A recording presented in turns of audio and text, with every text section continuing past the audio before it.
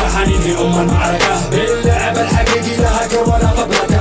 حطمنا الجميع سويناها مملكة، لأننا ملوك الببجي كل شي ندركه. يا ما قالوا القوي هنا بيلعبوا الضعيف، واحنا ننهي القوي ونفرفش السخيف. نبقى في المركز الأول دام لعبنا عنيف، مخيف شريف نظيف عدوي سخيف. عاصم اللي تلقى الكل من لعبه غيور، نقبة طوافي بوكس باقي التيم بالانفور. يديهم واحد واحد دل اصطفوا على الدور. عاصم جاكم جا وداكم طلق الكفر في شطرتوه. ابغى لاعب في الاستودع هذا عاصم الكينج. اذا شالك انتو تيمك لا تتعذب بالبينج. اللعبة تكتيك ومهارة كانه يلعب بالشطرنج. رصاصات خارجة وانتو رصاصكم في الشنج. مهما العدو ابتعد عاصم ينقذ كالاسد. بيجيبك انتو تيمك ويجيبك لسابع جد.